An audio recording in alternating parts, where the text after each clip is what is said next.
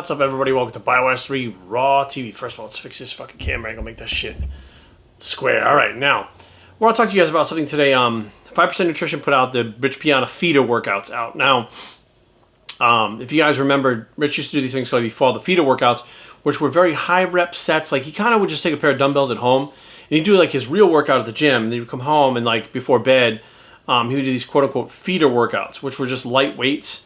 50 reps, 100 reps, 25 reps, whatever it was. And you call them feeders, like it's feeding the muscle, it's pumping more blood back into the muscle, which is why they come up with the FEEDER. Now, there is some, I don't want to say science because I don't know if that would be the right term, to be honest with you, because if I don't come up with studies and should be like, Jerry, what is studies? But scientifically speaking, if we go back to like general math and shit that we learned in high school, we understand the theory of adaptation. Now, the muscle will adapt to the stimulus that you give it, right? The stress that you give the muscle, it'll adapt to it. As it adapts, you increase the weight, you use progression, the muscle keeps adapting, getting bigger. As it gets bigger and stronger, that's the adaptation to the stimulus that actually happens to the muscle. Now, that being said, the FEEDER workouts would supplying blood to the muscles again. Like, listen, you have blood going throughout your body all the time. You have nutrients, you have amino acids, you have all these things all the time. So what would be the purpose? Like pumping it up again with that blood. Would the blood itself do anything to make the muscle grow faster? Now, possibly, but I could tell you that the FEEDER workouts themselves, the way that it probably more than likely did work is, and I can actually go back to, probably the 80s, where the Bulgarians and the Russians were actually doing these all-day workouts, where they would actually train the same body parts all day long, and they were getting results. So what they would do is, the volume was very specific. And what they would do is, like, let's say they did the clean and press. They do the clean and press at 8 o'clock. They do at 9 o'clock, 10 o'clock, 11 o'clock. They do it around the clock during the day. And then after the lifts were done, they would actually infuse vitamins and aminos through an IV. And they would actually eat food and stuff. And then they'd be ready for their next workouts. They were able to recover from that. Now, it wasn't necessarily blood being put in the muscle. What happens is, if you're, take the blood and the pump and the FEEDER thing out of it. Take that and push it right aside, right?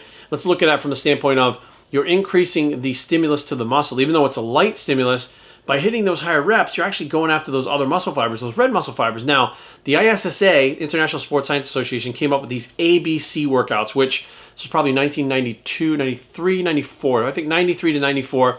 The ABC workouts during one set had low reps, moderate reps, and high reps. And you actually alternate between the three, A, B, and C, about 4 or 5 times. What was interesting was, as you were changing through the reps, the burn would stop from one muscle group that you were doing. That muscle group, the burn would stop as you changed the reps because you were switching muscle fibers, supposedly, right?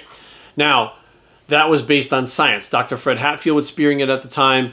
It was technically the cutting edge at the time in 93 science behind training that they had come up with a way to train heavy, moderate, and light all within one workout, all within one set, actually. So it went beyond microperiodization where it would be through a week into one set, which, again, you're changing the stimulus on the muscle. So let's say, if we break it down to these FEEDER workouts, let's say Rich Piana did certain workouts for 20 years straight. He did these certain workouts, right? And now what he does is, at the end of the day, he takes those FEEDER workouts and does these lightweight sets, and he ramps it up a little bit, and he does, three sets of these FEEDER workouts, right? You're increasing the volume of the workouts by adding things later on through the day. You're increasing the stimulus of it. Now what's happening is you're increasing possibly protein synthesis by hitting the muscle group again, and then allowing it to recover and then grow, possibly. Now, if you did that, let's say you did 3 sets, you added 3 sets of FEEDER workouts at the end of the day, you might see a little bit of results for a little while, and then all of a sudden they're going to plateau. Why? Because the body will adapt to that stimulus and plateau. As it adapts to it, it needs to get a new, not new, but increased stimulus to get increased growth. So now you'd have to do 4 sets of FEEDER workouts, 5 sets of FEEDER workouts, 6. Eventually, you get what I'm saying, right? You're building up. It's like when you first start training, you can do 1 set, and you feel, you got sore and stuff like that. Next thing you know, a couple weeks goes by, it's not doing it anymore. You do 2 sets. Oh, now you're sore again. After a little while, you're not sore anymore. Why you do 3 sets? And you're sore again. Your body's adapting to the new type of stress. So the FEEDER workouts, although they're not really FEEDER workouts per se, like I don't believe putting more blood into the muscle would help, or otherwise, why not just get a pump all day long?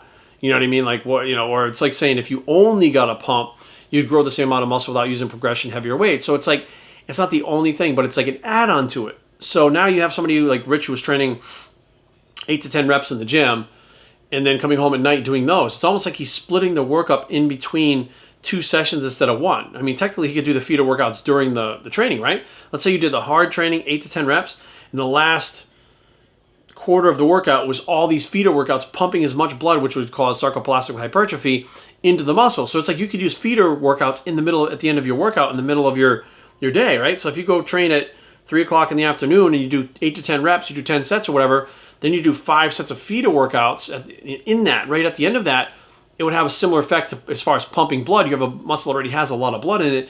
You're pumping more. The feeder workout technically would be better there than later on in the day. Now, stimulating again in the day, you're stimulating the muscle again later on in the day. So you're increasing the stimulation, giving it a second chance because it's contracting, expanding, it's creating energy, right? You may not be breaking down much muscle tissue, but using those red muscle fibers, which are a little bit different than the white muscle fibers as far as strength and stuff, but you are going to get a pump on top of it. So yes, you'll have the fullness of having a pump again for the feeder workout, which makes the muscle just kind of inflate for a little while. Like throughout, you go to bed, you'll have a pump to go to bed. But when you wake up in the morning, you'll probably be flatter than you were when you went to bed, obviously, because the pump goes away. But the thing is, you actually stimulated your muscle before bed, which stimulating it again caused the body to adapt to the stimulus. Now you're adapting to that stimulus on top of it, right? So technically, there is some merit to it.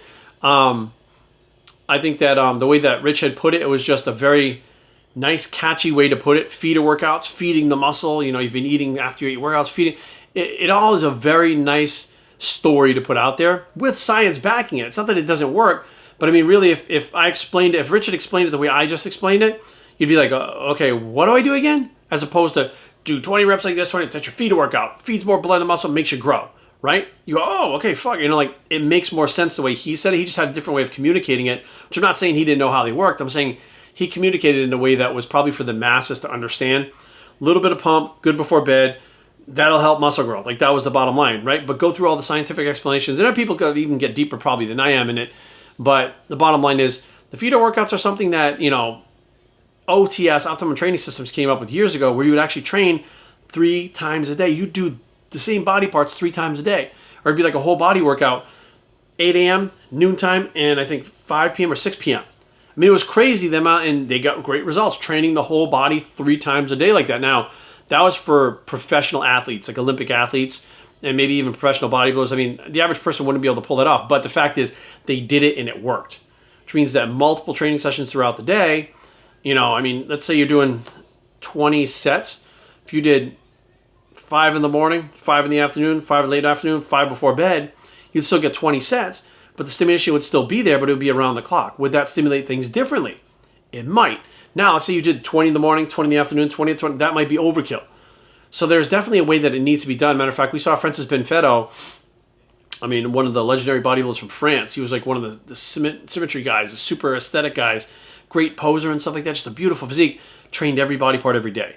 And I remember listening to him talk, going, he's like, yeah, it's very intense. I train every body part every day. And I was thinking, how the fuck does he do that? Because I'm thinking he does 20 sets for back, 20 sets for chest, 20 sets for shoulders. I'm like, it's like 300 sets a day. Really, he had adjusted his volume so that, let's say you're doing 30 sets per week of chest. It was 30 sets divided by 7, and that's how many workouts you did for those 7 days. So it was actually split up. The volume is split up. So it's the same amount of volume within a 7-day period, but it's split up. Same thing can be said for here. Let's say you wanted to do, 30 sets for arms, right? And you got through 10 sets. You're like, man, they're fried.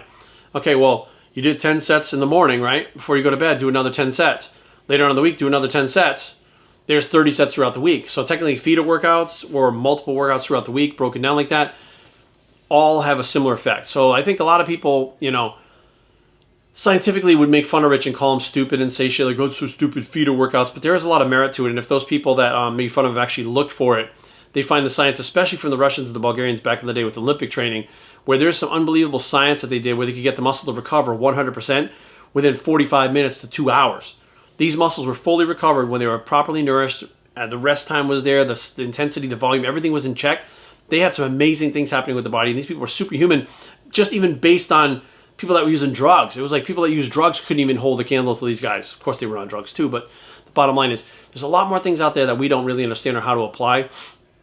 But I saw the feeder workouts pop up for this coronavirus, and I'm like, that's actually a very good thing. You know what I mean? Like, let's say you want to do 15 or 10 sets of lateral raises in the morning for your shoulders. You do 10 sets at night too. Let's say today's a back day, and you did shoulders yesterday. You can throw another 10 sets in there today. It's still volume that the body's going to have to adapt to. But remember, to get the body to adapt, you have to keep increasing the stimulus so the body can adapt to the stimulus as it adapts to it. You have to keep challenging the body to make it harder so it has to adapt to what you're doing to it. So just doing a feeder workout here or there is not going to really help you. But if you stay consistent with these quote-unquote feeder workouts, you're increasing the volume, you're maybe increasing the intensity depending how heavy you go and what kind of effort you're putting into it. But the bottom line is you're increasing the stimulus, which will increase the adaptation, which will increase muscle growth over time. And that's something I think a lot of us want. So hopefully this explains the feeder workouts. And it's been, 2 years, man. Rest in peace, Rich. Oh, it's 3 years this year, right? Yeah, 3 years this year. So, Rich, we're still here doing what you taught us to do, man. We're still out here cranking it away, and we miss you a lot, man. So feeder workouts is where it's at. See you guys later. BioStraining@gmail.com. Leave comments down below, but don't fight. BioStraining.com is the blog. It's the feeder workout bicep. I should do some feeder workouts. And we are out.